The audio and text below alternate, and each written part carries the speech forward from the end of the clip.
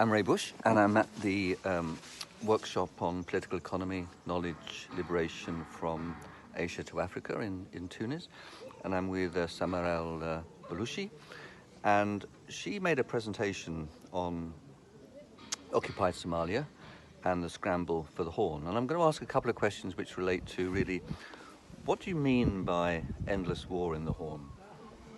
Yeah, so I think that probably the most important point that I want to make is to emphasize that the language of war itself is rarely used today in policy circles.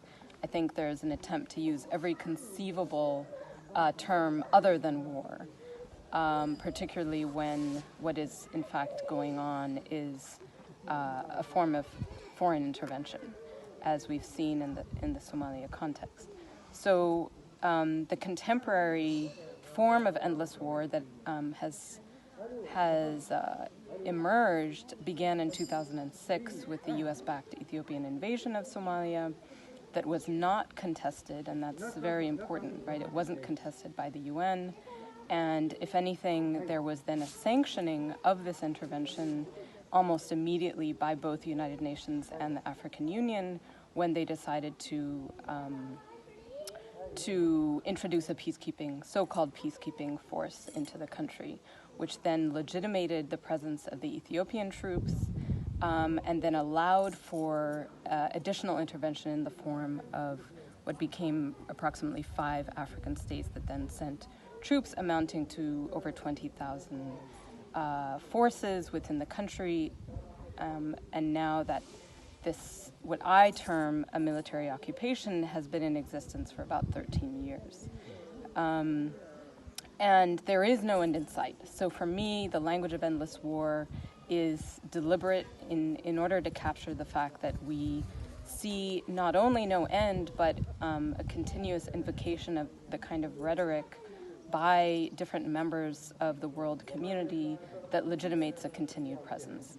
So whether that is the United Nations, whether it is the African Union, and then the United States, which of course has sought to play kind of an invisible presence, because they don't, well, until recently, they haven't had an official troop presence on the ground. In the last few years, it's become clear that they have approximately 500 troops. And their role primarily has been to bomb the country in the form of drone strikes. And as I mentioned in my presentation, the number of strikes has increased dramatically in the last 3 years, and beginning under the Obama administration and much more so under Trump, to the point that I think the numbers are now between 900 and 1,000 deaths in the last 3 years, purely as a consequence of drone strikes, right? So that doesn't account for the casualties that have taken place at the hands of the peacekeeping, so-called, again, peacekeeping forces themselves, which do not have a mandate to protect civilians. And I think that's the most important point that gets overlooked in this language of peacekeeping, that the mandate that was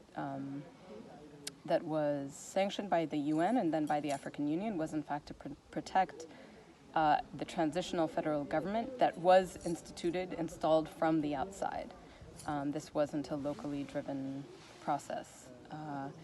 And just for historical purposes, I think it's important to acknowledge that that point of time in which the Americans backed the Ethiopian intervention in 2006 was the first time in many, many years that Somalia had actually seen some form of stability.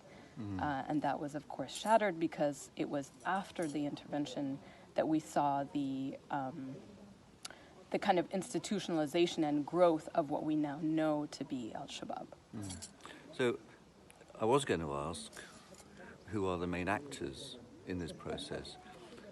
But in a sense, you've answered that by pretty much saying all the states, driven by the United States, but also neighboring states and including the African Union. Right. Yeah, that's exactly right.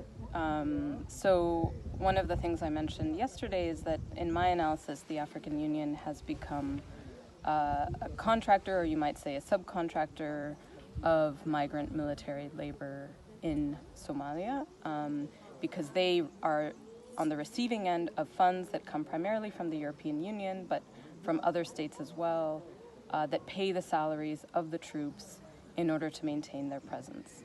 And the political economy of this is really important because, of course, the troop contributing states are benefiting financially from the funds that are sent to pay the salaries, and the salaries that they're receiving are in some cases up to 10 times the cost that they receive in their national context. So there is an incentive for the troop contributing states to maintain the presence of their troops. The other dimension of this, of course, is that you see a lot of other states, the Gulf states in particular, that I want to highlight in addition to Turkey, who are seeing Somalia as an entry point for expanding their own presence in the Horn more broadly. So the notion of instability and continued instability is used as a basis for which many states are now building military bases, whether it's in Somalia itself or nearby in Djibouti, Somaliland, or negotiating military agreements. And that's what's important as well, is that we may not see formal military bases, but military arrangements that are negotiated, especially between the Gulf states and the Horn today, that then enable the continued destruction not only of Somalia, but also of Yemen.